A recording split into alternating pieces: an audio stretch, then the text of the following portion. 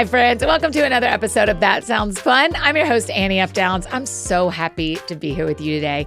Hey, if you get a chance right now, could you just take a second and rate and review the show? It would mean so much to us, and it helps the show get in front of friends who have never listened to That Sounds Fun before. So just a little 5-star review and a couple words while you are listening to the show today would mean a lot. Before we dive into this conversation, I want to tell you about one of our incredible sponsors. This show is sponsored by BetterHelp. Listen, now that summer is starting for a lot of you, I hope that means a little bit of a slower pace and some fun coming your way too. All the stresses year round, big and small, build up when we don't have a way to process them. And that is why no matter the season or the state of my calendar, 'tis the season to prioritize time for counseling.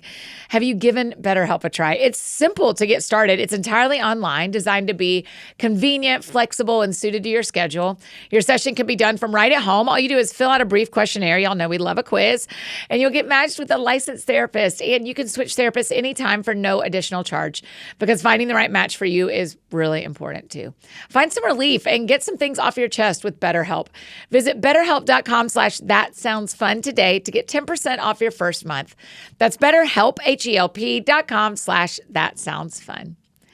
And today on the show, I get to talk with my friend, Latasha Morrison. She's the New York Times bestselling author of Be the Bridge, which is also the name of the nonprofit organization she runs that's dedicated to fostering racial unity. You can go back and hear her on episode 175 of the podcast or check out her podcast, Be the Bridge. Tasha is such a gift to this world and brings so much insight and education to the work of racial reconciliation. And today, I get to talk to her about her brand new book, Brown Faces, White Spaces. Y'all, this book is really helpful. It's a needed resource, and Tasha is really challenging us to become active participants in this work of restoration and redemption. I was really honored to get to talk to her about this book. So here's my conversation with my friend, Latasha Morrison. That sounds fun. Okay, here we go. Tasha Morrison, welcome back to That Sounds Fun. Oh my God, it's so great to be here. Oh my goodness. So happy you're here. I'm just annoyed that we both realized you'll be in Nashville tomorrow, and we're doing this over Riverside today. I know. I mean, I don't even know. I didn't even realize it until I sat down, and I'm like, wait a minute, I'm going to be in Nashville. Tasha, let me know what I know about your life is you know where you are today. And then you know if you need to pack, and that's about it, and that's fine. Yes, that is so true. That is so true. I'm like, I'm here, I'm present, and it's right. good. That's who you are. It's good. It's okay. Okay, so it's the 10th year of That Sounds Fun. So we are starting each episode by asking our guests, tell me what sounds fun to you right now, Tasha. What are you doing for fun outside of launching a book? Oh my gosh, that is so good. I have not had any fun, but I did. I'm like, oh my God. Your life is not so fun per se. You know, life isn't so fun per se. But I would say, what brings me joy and what I like to do for fun is walking my dog and meeting people in the neighborhood, because there's a lot of people that you meet, and when you're walking by yourself is one thing. People typically don't talk, but people, like if you have children or if you have a dog and you're walking, people will stop. So I've had so many conversations and met so many people just from walking my little dog. And plus my little dog is mean. He is mean, y'all. He is not a bridge builder. He is tearing the bridge down. T'Challa tears the bridge down. I was about to say, tell everybody his name, T'Challa. Yes, so I'm always apologizing because he's barking at everyone else's dog. Although he even goes to doggy daycare, it doesn't help. Still can't behave. I've invested so much money in training. So basically, it's really me that's broken, not really him. Not a bridge builder. You're like, my whole life, T'Challa is building bridges. Get it together. I'm like, please stop, T'Challa. Please stop. And and listen, and guess who he barks at the most? He barks at white men. I said, T'Challa, now you can't be doing that. Oh my You gosh. are not. Do you know what? I had a dog for 1 week, I and I met remember. so many neighbors. I remember. In that 1 week. It's crazy. I know everyone over here. Everyone knows my dog. Yeah. Even when I go into one of the stores around here, the lady she'll say, "Where's your little dog?" So sometimes I take him into the store, Yeah. and even when he's not with me, she's like, "You don't have your little. How's he doing?" And I'm like, "Oh my God!" Like she knows me. He's famous. He's famous in the neighborhood. He is. Everybody famous. knows. Everybody knows. Okay, so it's been a couple of years since you were on this show, Tasha. So I know. before we jump into your new book, it is an excellently written book. I am so impressed with the scholarliness and the depth of this book. But I'll give you all the flowers about that in a minute. But okay. Update us. Last time you were on the show, you were living in Atlanta. Are you still in Atlanta? How's your life? You got a dog? Like, tell us about Tasha. Okay. I am still in Atlanta. I am still single. Yep. We're working it out. You know, I'm just like, okay, God. So it's one of those things, but I am content and doing well, and I love the life that I get to live. You know, like it's just it's I am fulfilled in my work, in my life. I have wonderful friends. I have a great staff. Like there's really nothing to complain about. Like I feel I am whole, you know? Yeah. I am whole. And so I think that's where I am. And, you know, trying to, you know, it was when we had this conversation last, we were living in a little different, same world, but it was a little different culture happening. Yes. Every time I write a book, it's like for such a time as this. And this book took so long because it's so much research. You know, it's so much research, and that's why it took so long. But I like to look at the gaps of where we lack information, or where there is a lack of understanding of depth. And so this was actually the first book that I wanted to write, you know, originally. Wow. Yeah. And so I had this title for a while because it was the life that I was living during that time. And so I love Atlanta. You know, I'm back here, and I've been back here for a while now. But some people still think I'm in Texas. So everyone, I do not live in Texas any longer. That's Jenny Allen's fault. Yeah. I don't live in Texas. I enjoyed my time while I was in Texas. I will always love Austin. It's like a second home. I met so many wonderful people there. Although a lot of the stories I talk about from Texas because that was my experience in my life at that time. But there were just as much good that happened in Texas, you know, for me. Yeah. And I talk about one of those stories in the book. You know, one of those good stories. So I know people like to hear that little, you know, they got to get some hope and some good stories. Yeah. So yeah. I think it's really interesting, Tasha. As we jump into this conversation, the title of the book is Brown Faces, White Spaces. A thing you taught me early on, and this is true about you and me being single too. Yeah. We didn't volunteer to teach everyone about singleness until we did. Right? Until I went, you know what? I actually will talk to married people about singleness. And all of our Black and brown friends did not volunteer to teach us about their lives. Right. Except you have, Tasha. Yeah, I mean, you have decided that you will bring your full self to this conversation to help those of us who are white to hear a bigger, better story of the kingdom of God. Yes. So I'm going to ask you to teach us a lot today, but I also want to remind our friends, not all of our friends are volunteering to be teachers, but Tasha is. Thank you so much, Annie. You see, that was so good that you said that because I was going to say that. Oh, you were? I was going to say that. And you said it, like, don't have this expectation that everyone is going to teach you and they want to teach you. And then also, just because it's a brown face, it doesn't mean that they're also qualified. Their lived experience, we're not a monolith, and our lived experiences are different. And this happens a lot where you give people a mic because they're brown and maybe they think they know and they do more harm. And I've seen that. I've seen that happen time and time again. And so it doesn't. That's true for single people too. Yeah. It's like being so good. I love that comparison, that analogy of that, because, being brown doesn't make you an expert, And so I'm not even an expert. I'm like continuing to somewhat, because I've written a couple books, but yeah, I was about to say, Tasha, technically you yeah, are. yeah, but I'm just saying I'm still teachable and I'm still learning. Yeah, I learn yeah. something daily, and so I think that's something for us to remember. And but I love that analogy, like as it relates to even singleness, like, we're not a monolith. We're very different. You may ask someone my age that's single, and they may have a whole different story. And some people who are single my age, they don't want to get married. I still have a desire, so we're very different. So I like that analogy. Yeah, it just helps.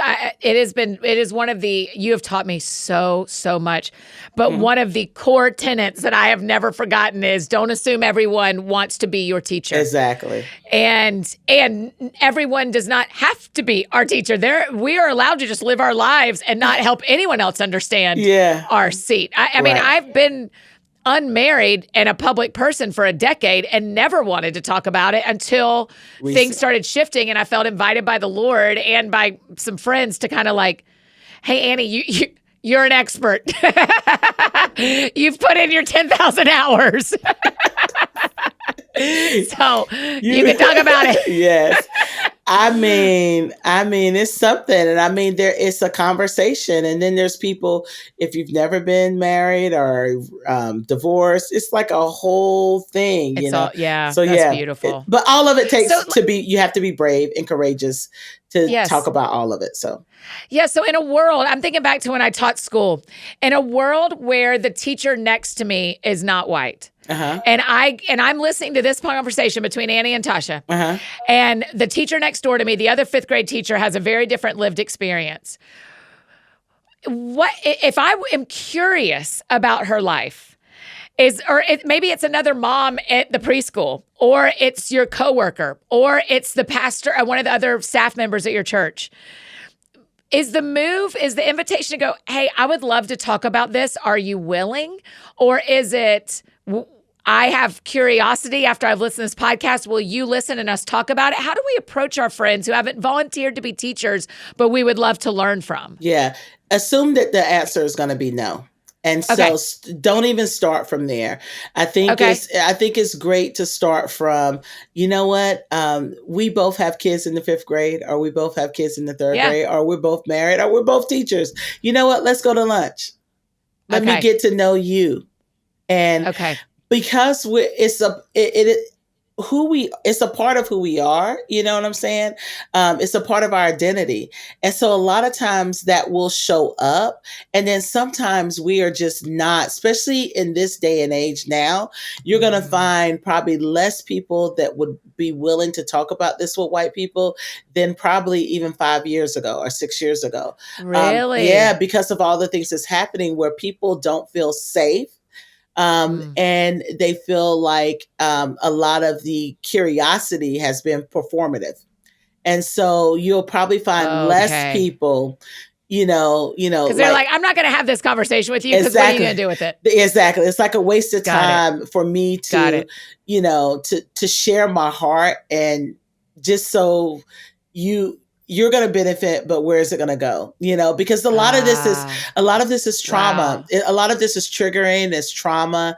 I was just talking to my mom, and she was just saying some things, and I could tell it was coming from a place that was really hurt. My mom, I didn't grow up, and my mom and them talked about this a lot because they kind of stuffed it down, and they were kind of blind to it. It was just kind of like move on type mentality. But because of the work that I do and things that have been happening over the last 10 years or so, they talk about, this more. And I was just listening to my mom, and she was saying some things, and I could tell she was just really hurt. And she was like, you don't know, Tasha, you don't know what I lived through, what we've been through. And she just feels like things are going backwards. And and so things are very triggering. And so a part of this book, when I say brown faces, white spaces, is telling that story, but also it is a way to honor my elders. It's a way Yeah. to honor those bridge builders for before me. It's a way to honor those who have survived systemic racism and still survive. And so I wanted to give, my people their flowers while they're still here with us. Yeah. I just did by the time this comes out, you'll see my book trailer, and Yeah. and my book trailer is my 94-year-old aunt. Wow. Yeah. And so she's 94. Her mind is sharp. Oh, She wow. remembers everything. Like, she remembers all of her nieces and nephews' birthdays. How do you do Wow. that at 94? How do you do that? I can't can't do that at 43. And I got one nephew. I cannot. I cannot keep up. I cannot keep up. And she does. Wow. And so I wanted to capture her story. And just the stories of, a lot of my friends whose parents who are baby boomers that grew up, that were born into segregation, born into the Jim Crow era, for them to tell their stories, because, like, people are trying to deny their stories now. And so that was some of the inspiration behind the book, and also the tour and everything that we're doing around it is really sharing our elders' stories, because that is life-giving for them to be able to talk about their experience and to have people give them the gift of listening. I mean, the truest thing that our listeners will know is when I tab a book like this, there are stories to be told. And in it, I mean, I just loved how often you talk about your family. I mean, telling stories of your great uncle and your great great grandfather and these parts of their story. In fact, I wrote this question. Okay. I don't write a lot of questions down because I usually just talking to my friends. But when it came to my brain, so when I read some of your stories of your ancestors, their experiences, and particularly some of the laws that feel, to my brain, they feel insane. Right. Now you go like, how was that ever? The segregated bathrooms come to my mind. Right. Where was the science? How did we ever? Yeah. My question, Tasha, is can you identify things that are ingrained in our brains now about segregation or about the racial connection between our different races that in a decade or in 2 generations, they'll go, that is insane? Yeah. I think a couple of things. Like, I was just even I was at UGA speaking this past week. I know. I was at the Wesley. UGA you Wesley. Spoke at Wesley? Yeah. And so I was speaking to that's the ministry I went to my whole time I was at Georgia. Really? Well, look. It like shaped me. I worked there for a year. I mean, it's like the most shaping ministry of my life. I met two of the people. They've been doing Be the Bridge groups there. And, this generation, they don't want the okie doke. You know what I'm saying? Yeah. They want authenticity. They want truth. They want Jesus, and they want to love all of God's creation, And so, I was just talking to them. I was coming from the Sermon on the Mount, but one of the things that I told them, I said, there was a time where we couldn't even worship together like we're doing now. And their eyes kind of looked at me. And a part of it is like, I like that innocence. But then the thing is, I need you to know that. Like, I need you to know that this is also a part of our history, because I think some of the things that we're going to look back at and see, when we say 50 years from now, hopefully we will be in a better place and not reverting back to some of the sinful natures that and the sinful structures that we've had. But I think, this whole idea of wokeness and and DEI, I think that's going to be like a joke to people. Like, oh my God, like, I can't believe that. Especially when you understand why DEI was put into place. Like, it's not something that's about merit. It was something to right a wrong. And it was just as imperfect as it is. It was just one way of saying that because of the structures and the systems that we live in, and because they have been unfair to many, we're going to put a safeguard in there to give accountability. Sometimes we have to help people help themselves. And because look at it, the very states now with the rollback have been states that were formerly slave states. And so Oh, you have wow. to look at that history, look at where it's happening in, and so I think that's one of the things that I think we'll look back and say, like, oh my God, I can't believe that there were like culture wars over this type of thing. Because we look back at Wow. bathrooms.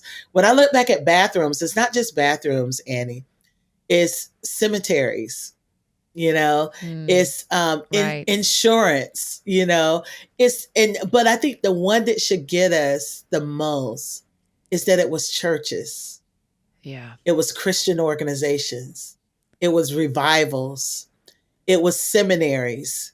That's the one. Yeah. It's one Yeah. thing when we say it's the bathrooms, but when we say it was Christian organizations, it was Yeah. the church, it was your seminary.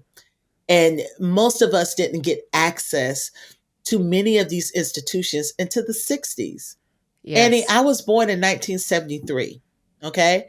And so being born in 1973, I was just a few years. I was the first one in my family, my immediate family, that was born with the full set of rights, where I Oh was my gosh, when born I read that in the after. book.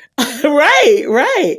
I was born right after desegregation. And now, listen, a lot of places, because they were resistant to desegregation, there are places that did not desegregate legally until well into the 70s and the 80s. And then I name a place. Oh my gosh, the first class was 2021. The Yes, first desegregated high school class yes, was yes, 2021. yes. And When I tell you, I was like this, huh? I mean, I exactly. was. So forgive me that I didn't even know that. I mean, Yeah, yeah, that's one of the things this book did for me. Is it did what you just said about the people at Wesley. Like, don't just be shocked. You need to know. yeah, You need to yeah, know. yeah. I mean, I had no idea that there were high schools in America that desegregated since the last presidential Right, election. right. Tasha. And I mean, Annie, listen, a lot of this, a lot of this you have to realize, because what I've seen in our work with Be the Bridge is that when people are presented, now people who are, I would say, God fearing people who love Jesus, who want to Yeah. live according to his word, and they want to love the other and love their neighbors well. What I've seen is people respond. They respond with empathy. They respond with, what do I do? You know what I'm saying? Kind of like yourself. And so I think that is the fear. And so that is why you don't know. It's Mm, because when you do know, you got to there do has something. exactly, and there's a response. So that challenges power, that Yeah. creates fear. And so you have to look at, people were afraid. When we look at 2020, this is what started all of this. The whole grievance is because when we looked around in the 60s, when we were marching for civil rights, it was a lot of brown people. It were other people who were on the fringes, in the margins. When we looked at 2020, which was not only in America, it was global that happened. Yeah. It was Yeah. global. People were marching in Norway. I'm like, what? What? Like, Right. and Right.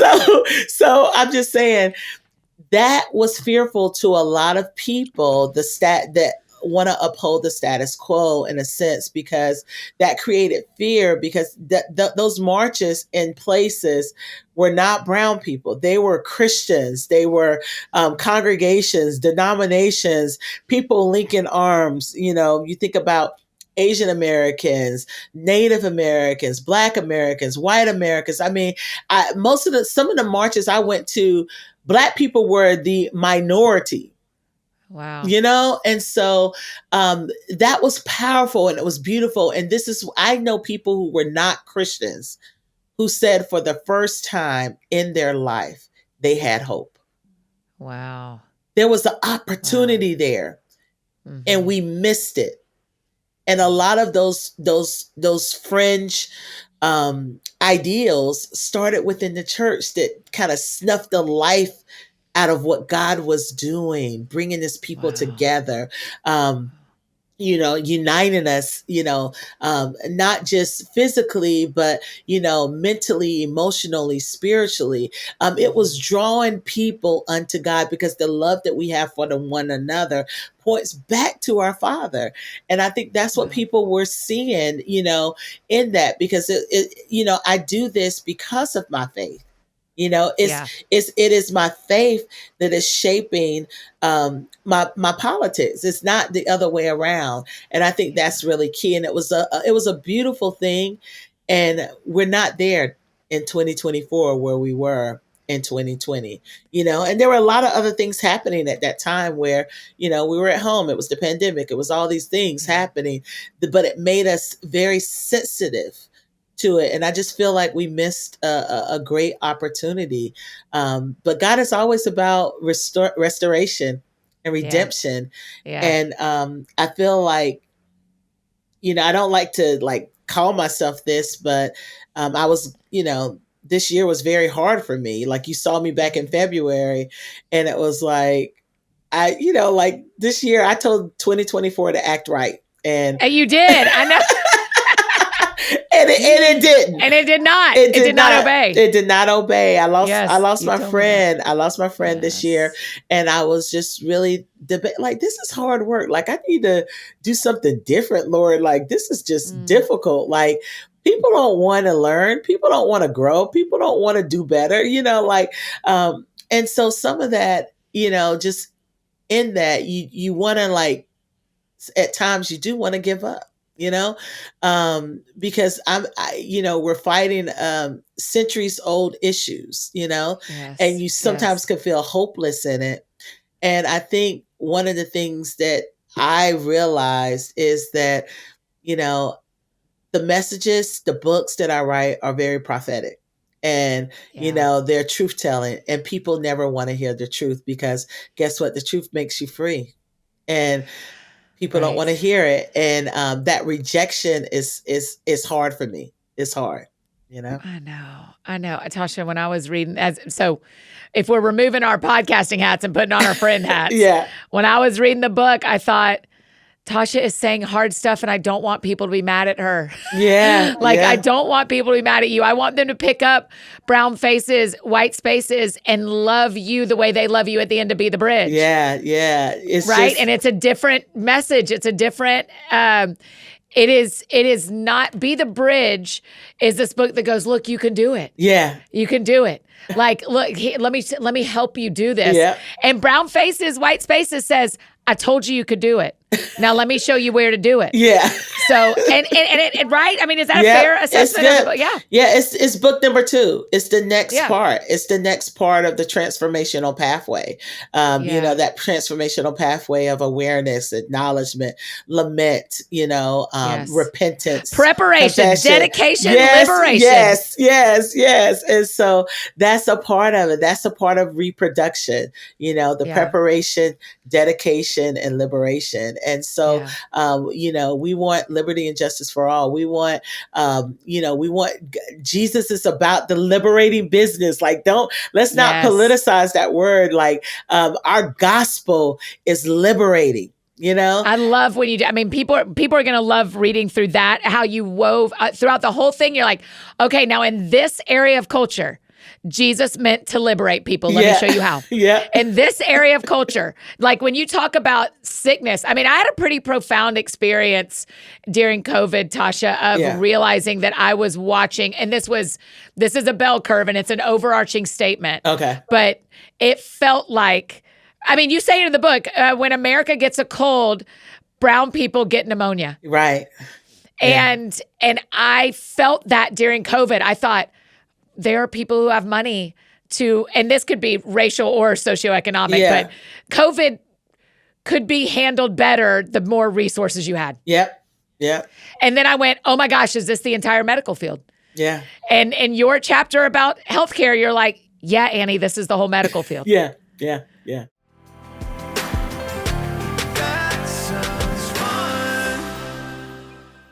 Hey friends, just interrupting this conversation to tell you about one of our incredible partners. Hear me shouting from the rooftops. Beam. You guys, today my friends get a special discount on Beam Dream Powder, their science-backed healthy hot cocoa for sleep with no added sugar. Better sleep has never tasted better. Y'all, Beam's Dream Powder is out here changing my sleep and my dad's sleep and my friend's sleep. I just love it. I just tried their vanilla chai flavor. It was good. But they also have chocolate peanut butter, cinnamon cocoa, and let me tell you the other ones that are on my counter. White chocolate peppermint, mint chip.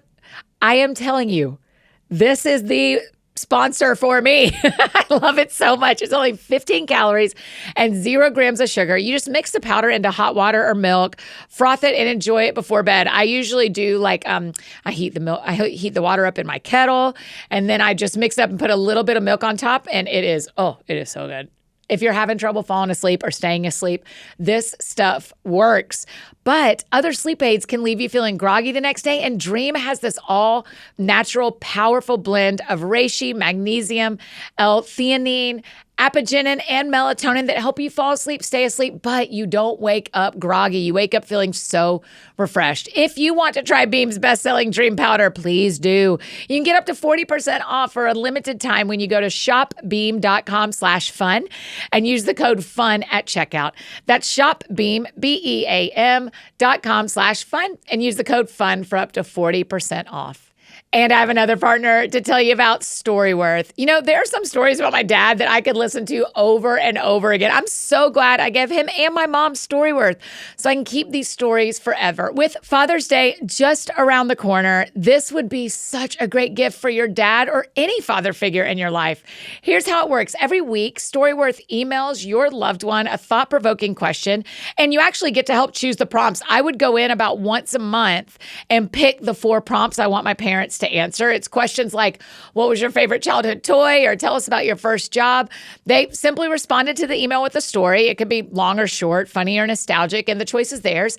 And as the stories come in over the course of the year, you receive copies via email. I didn't read any of them. I waited till we got to the very end, but it allows you to relive these cherished moments together. After the year is up, Storyworth compiles all these precious memories and photos into a beautiful hardcover book. It's a keepsake that you'll treasure forever. Don't tell my cousins, but everyone's getting a copy of my parents, my sisters, my cousins. Everyone's getting a copy of the book. It is so beautiful. I'm so thankful for it. So give all the fathers or father figures in your life a unique, heartfelt gift that you'll all cherish for years. Storyworth. Right now, save $10 on your first purchase when you go to storyworth.com/thatsoundsfun. That's storyworth.com/thatsoundsfun to save $10 on your first purchase. Okay, now back to our conversation with Tasha.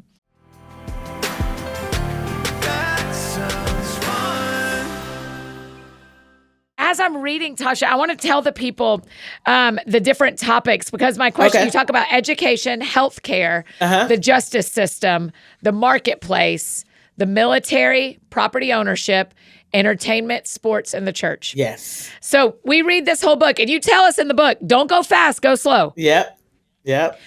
When we're done reading the book, am I supposed to do something in every category? Am I supposed to pick a category and give my life to it?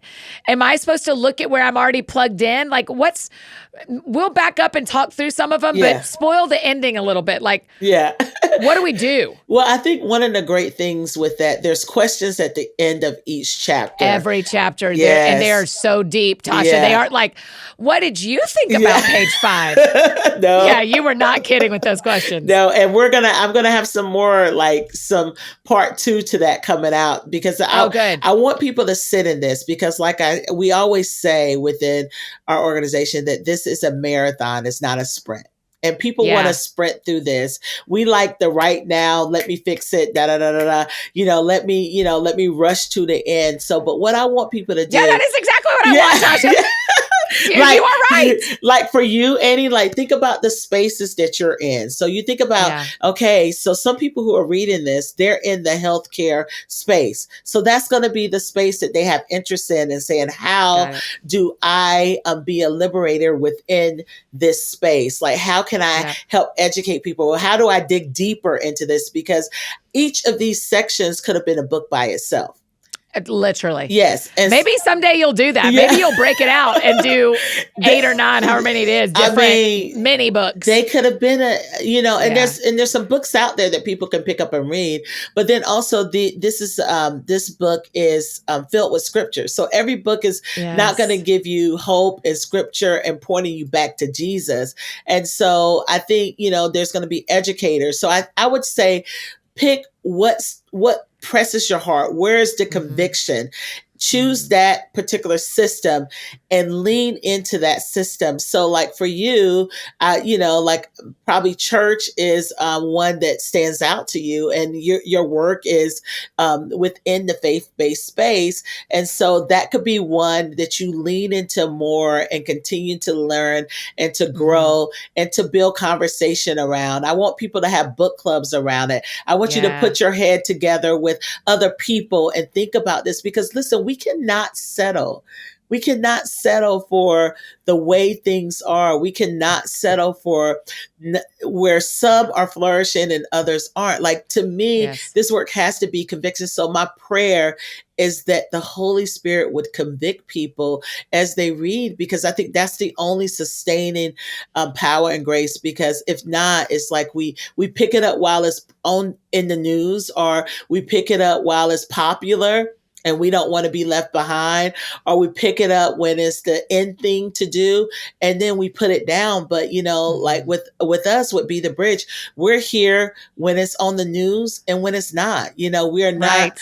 We're not reactive. We are proactive. This is our life work that we're, invested in. And this is stuff that people don't want to invest in. Like, you know what I'm saying? Like, and doing this work, as a female leader, of an organization, how that is. Like, how that is. So, not only am I dealing with racist systems, but I'm also dealing with sexist systems, and all of that. So those are hard things. Those are hard. That's a hard calling.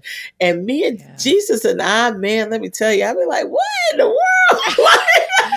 Like, could I have had another job? I'm like, could I have done something? I know. I'm like, Target is looking really good sometimes. Listen, there is a fabric store down the street behind the Baja Burrito over here. And every time I walk by, I'm like, I think I want a job there. I know.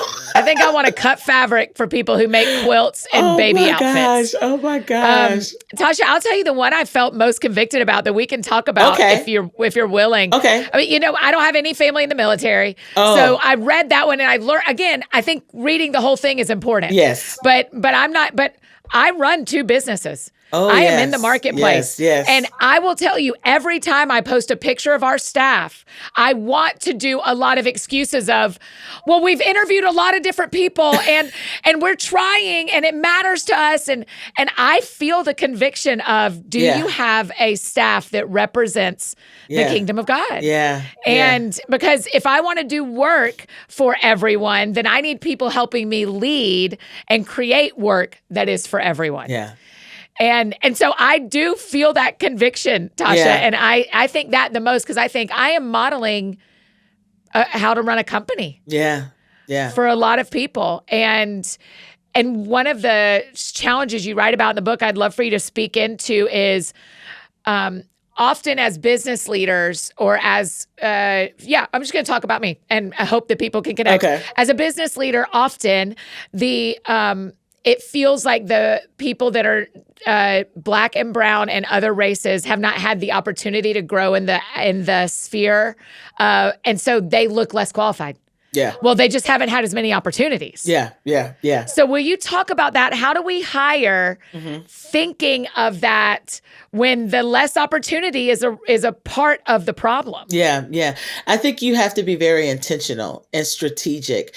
And then a lot of times when I talk about brown face, white space, a lot of times when we come into that space, if we're the only one, it doesn't become a safe space, That's what Jenny Allen and I talked about. And she said, if you're going to hire diverse, do multiple at one time so that everyone feels safe. Yes. And so it's just, and those are just things that I kind of coach on and so what I would say is you have to look at the layers of your organization. and you have to look at, okay, what would it be like if I have, brown people working for me, and so this is beyond. So we're talking about, because there are a lot of people that would love the opportunity. So there's people that are going to hear this and say, okay, are y'all hiring?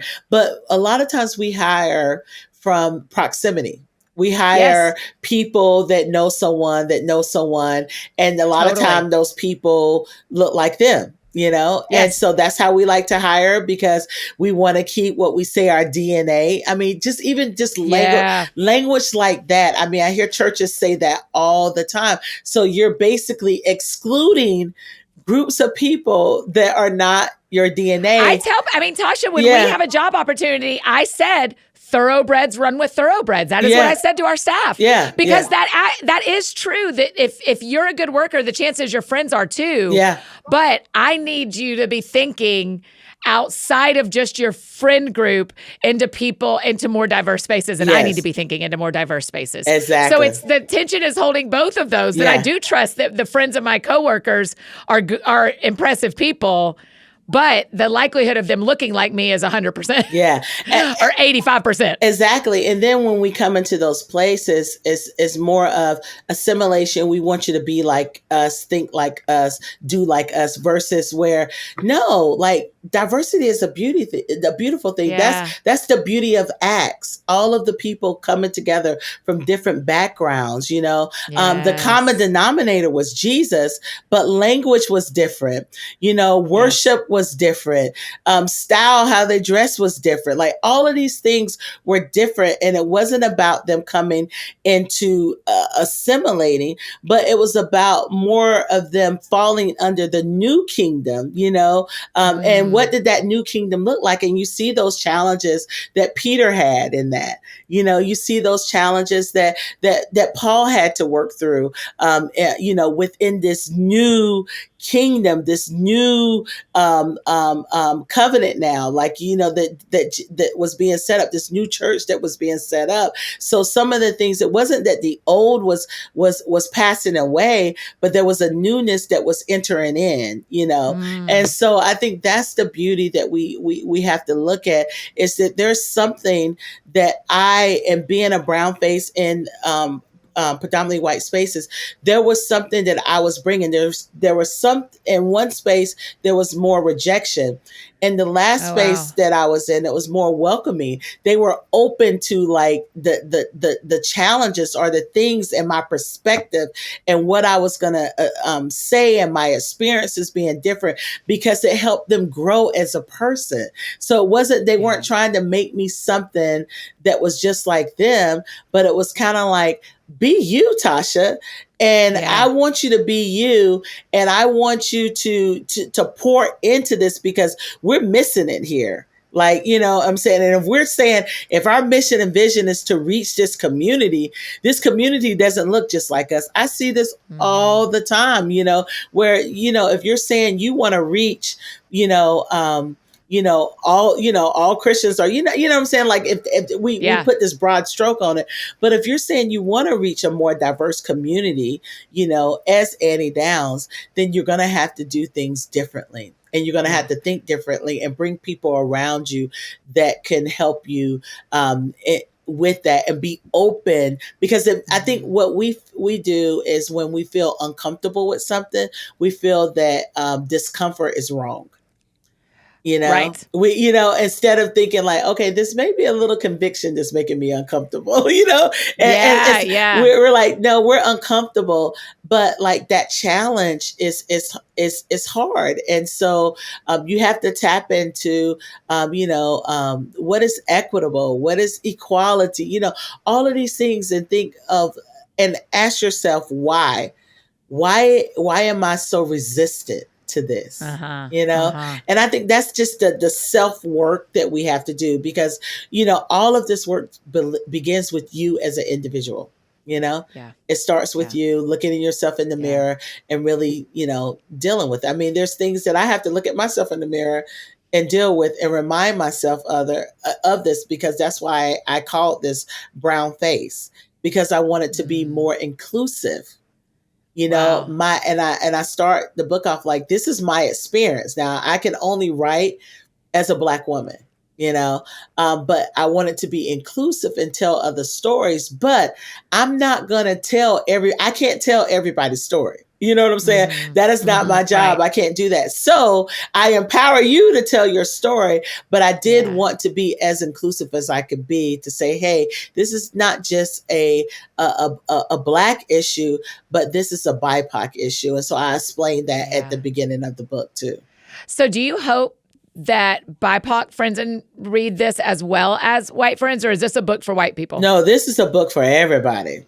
This is Okay. a book for everybody. So what I like to do is I'm highlighting brown stories. So what, Mhm. one of my friends who's Afro Latina that read this, she was like, I love reading this and being able to also see myself. And Wow. and tell our stories and lift up the stories of our community. And then as for white people and brown people, it's an opportunity for us to learn, because look, a lot of us are educated in the same schools. So a lot of the Mm. stuff that you didn't know about the marketplace or the judicial system, guess what? There are brown people who didn't know that Wow. Right. information either. Right. Because they And were sitting so with me in class. Yeah. exactly. And Yeah. so we are learning together. So this is a book for everyone, but I think it's going to resonate with certain people, especially who work in, if you're brown and you work in white spaces. But then Mhm. also, as a white person, if you are someone that wants to be more inclusive and that you want to have more diversity because you understand that makes us better, that makes us truer to living out the calling Yeah. of Jesus, living out the work in our faith, And so I think that's one of the things. And I think that's why I do this, because I could just, as a brown girl, I could just write totally for brown people. Like that's it. Yeah. Like, Yeah. but I want my brothers and sisters that don't look like me to also be a part of this journey and to grow. And so that's why I do this. And this is a part of my unique call, Yeah. Yeah. I think it's a both and conversation. I think there are certain things that are needed for the BIPOC community, and then I can break that down for the Black community. There are certain things that we need right now, that there are people that are going to speak into those things. Mm. And then there's certain things like myself as a bridge builder and as a change agent, that where I kind of merge both. I do kind of both and Yeah. so I want brown people to see themselves and to be able to pick up this book and say, hey, I've learned something, and this, I'm not alone in this. Like, Yeah, that's right. yeah. Our brown friends who are living in white spaces are going to be like, oh my gosh, look, okay. I'm Right. not the only one Yeah. that's doing this today. Yeah. But Yeah. you're also getting to learn and hear. It's like you're getting a shortcut in a sense, because you're getting to hear, like, how we used to say this growing up, this is an A and B conversation, so see your way See out. your way out. So you're getting the opportunity to have a front row seat to an A Yes. and B conversation as a white person, to learn and to grow and say, you know what, in order to be more effective, like I need to lean into this. And then as I lean into this, I can create more of a brave space Mm-hmm. where other people could be a part of. Because I'm telling you, just as sure as we're saying it now, there are people that they desire to be bridge builders into white spaces. I think that has gotten, I think that number has declined more so Mm-hmm. because of what has happened over the last several years. And I talk about that story in there, Yeah. with a lot of my friends. But I think there are some people where, hey, I'm called to this space. I was just, with the young lady, Sierra, at UGA, and she was, she's a brown face in a white space. And Yeah. she was like, Tasha, you're the second brown face to speak here, you know Wow. and some of that I know is because that brown space was in that space. That brown face was in that space. And I was on her radar, and she wanted to, create this bridge building space, because there are brown students on that college campus that love Jesus too, and that want to be a part of a faith community. But when we're not thinking about them, they get left out, Yeah, and so having people like her is an asset. Now, hopefully, you can have more than one person, but even if I get down to the layers of that, people in those positions, they have to raise support. A lot of times, brown people, we don't have the social capital, in order to raise support. So we don't even look to jobs like that where you have to raise support. So it's like sometimes systems and models have to change in order for us to be inclusive. Yeah. And that's what we don't want. We want to do things the way we've done it, the way we've always done it, and say, then why can't you do it this way? And you need to assimilate into this pattern of thinking. And I just don't think a lot of those organizations are going to be around unless they start shifting, because millennials now, like, you're like on the border of being a millennial, right? Annie? Yeah, right? I'm 43, so I'm I think I'm the very youngest. Yeah. Or the oldest. I'm the oldest. I'm the oldest. Yeah. I was like, wait a minute now, wait. Yeah, you're like, Annie, you wish, sis. No. Okay. Yeah. I'm the very oldest. Okay. Yeah. So even with that, you are actually the most diverse group. Oh, wow. So think about what that looks like, in another 10 years or so, So you're one of the most diverse groups. And so think about the systems, and then the Gen Z and Gen Alpha are even more diverse than you. Yes, and that's right. So, and now millennials outnumber baby boomers in our society. Oh, wow. Yeah. Okay. So now you see times are shifting. So this is the thing. Yeah. We better wake up and understand and stop trying to cheat our way through this and thinking we could suppress people and let the next group handle it. Yeah. We're going to change the rules now. We're going to change the rules. Yeah. Like, that's not going to happen. Like, we need to learn and grow and look at every time in the book of Acts, when you see this, you see how the church grew and how they flourished and how they were, helping take care of the needs of one another. You see that constantly, how many times that's repeated in the book of Acts. It's just like incredible what, living in a world where all are flourishing. Like, I don't want a better world just for my, individualistically, for my family to be okay. I care about Annie's family. I care about my neighbors. I care about the people across the street from me. So just as a brown person, because I want equity and equality, it's not that I don't want it for you either. And so we have to stop thinking that it's either or. Yes. It's a both and,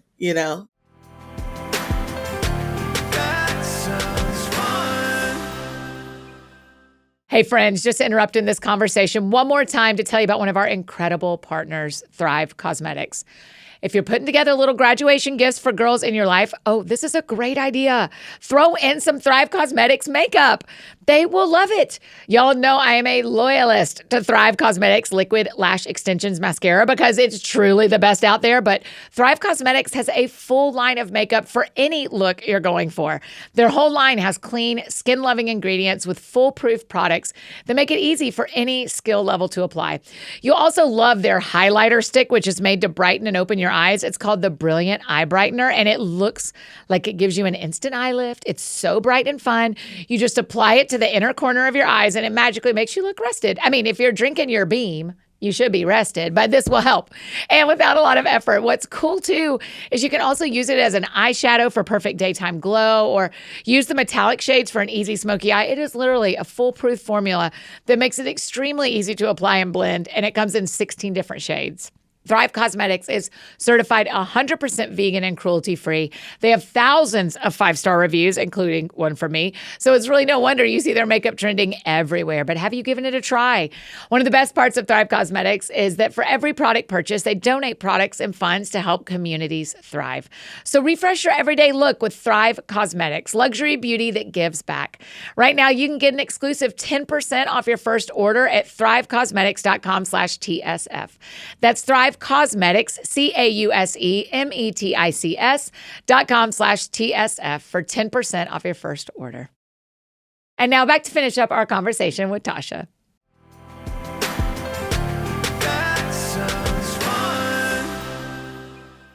At Church of the City in New York, every week they read a generosity kind of prayer. Okay. And I don't have it memorized, but this one part says, I want to be so generous that it can be said that none are needy among us. Yes.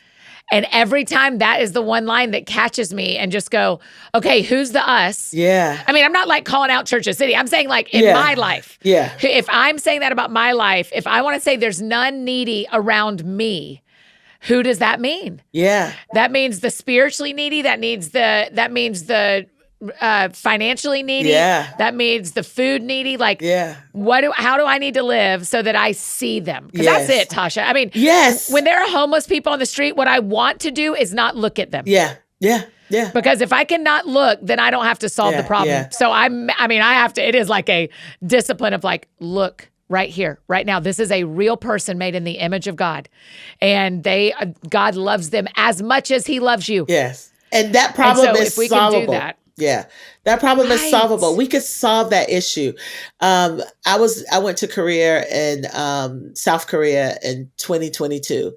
And, just even from my experience there, you did not see houselessness like you see in the United States. Like, it's just, they take care of their people. I was one of the ladies that was, I went with a person who had family members there.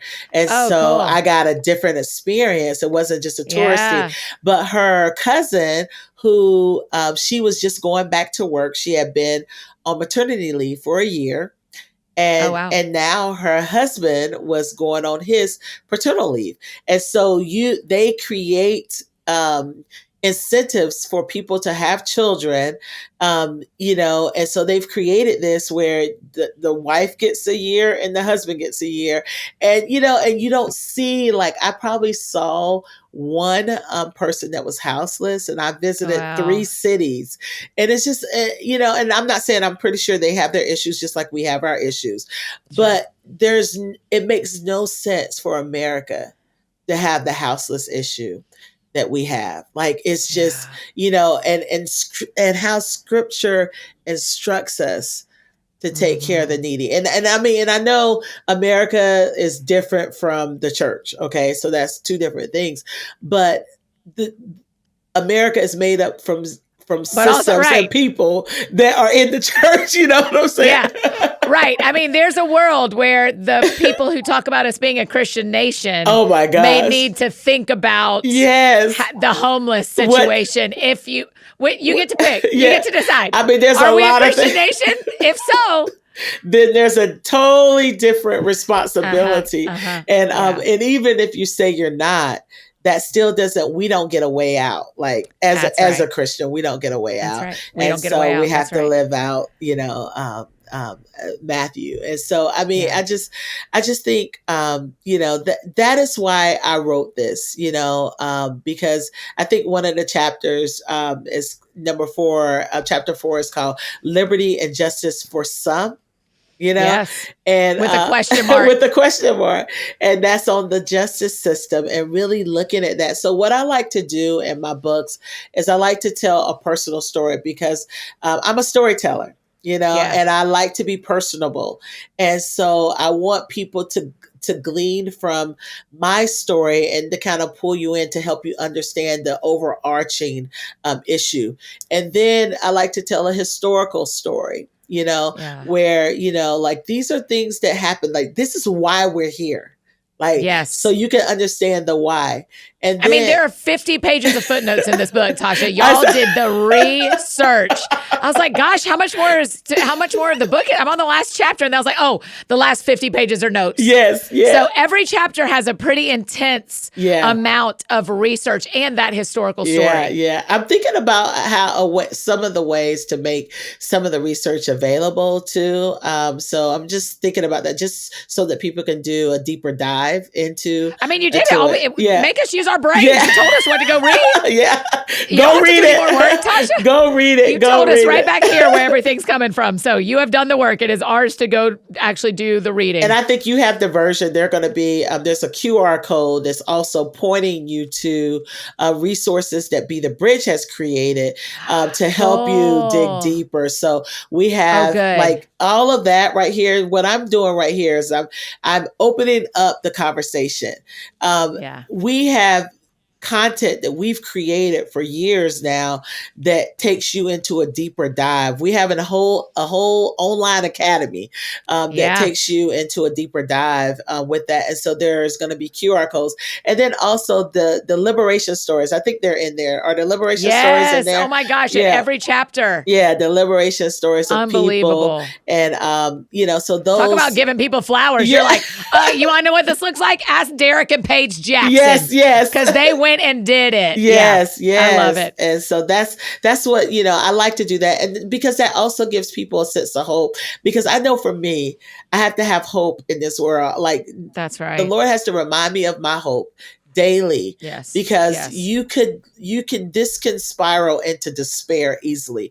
And I see so many people, especially brown people, my friends, that it could almost make me cry because of where we are as a country, where I see so many brown people, especially African Americans, that have like spiraled into despair, where they're just like, burn it all down, like burn it down, I give up on the church, I give up on God's people, and some which have given up on God, and that's heart-wrenching for me, but I can understand, like, this is the thing.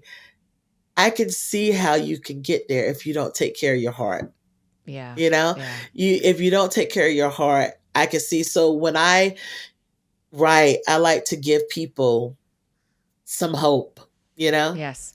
You do it. In Brown Faces, White Spaces, you give us instruction, correction, and hope. That's good. And I'm really grateful. Tasha, is there anything we didn't talk about you want to make sure we say? I think that was it. I just want people to buy the book, but also don't just keep it for yourself. Don't be individualistic about this. Think about someone else that you can take on this journey with you. Think about the one thing that you can do. Like, don't make it all complicated, but think about one thing that you can do. You can read this book with a group of friends. There are other people that, that are maybe thinking like you, and invite someone else into this, but just think of that next right thing that you can do, and just do that one thing, and then think of another thing later. That's right. Yeah, I'm in a group text with 7 business women that we all run businesses. And when I finished the chapter on the marketplace, I thought, I need to have my girlfriends and I talk about this.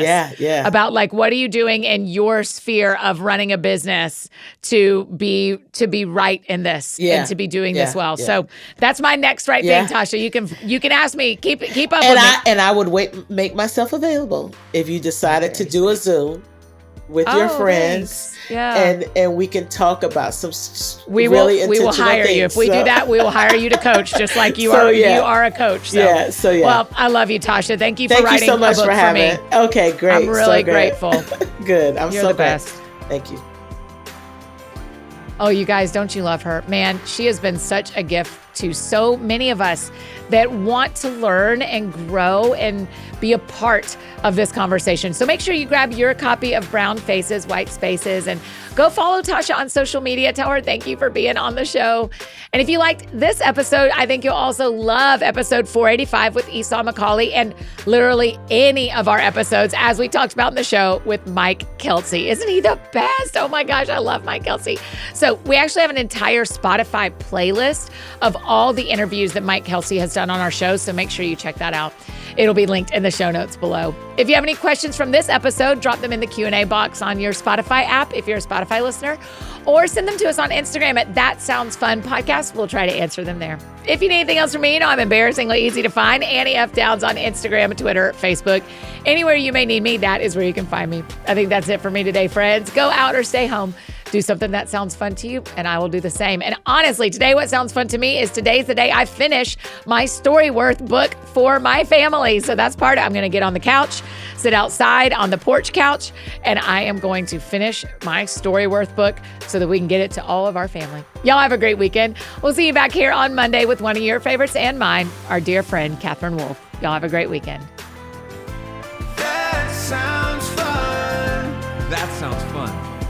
Oh, that sounds fun. Check 1, 2 on the microphone. Annie F. Downs in your car to your home. Every week it's something new. A deep talk or an interview. She'll make you laugh, she'll make you cry. When it's dark out, she's a light.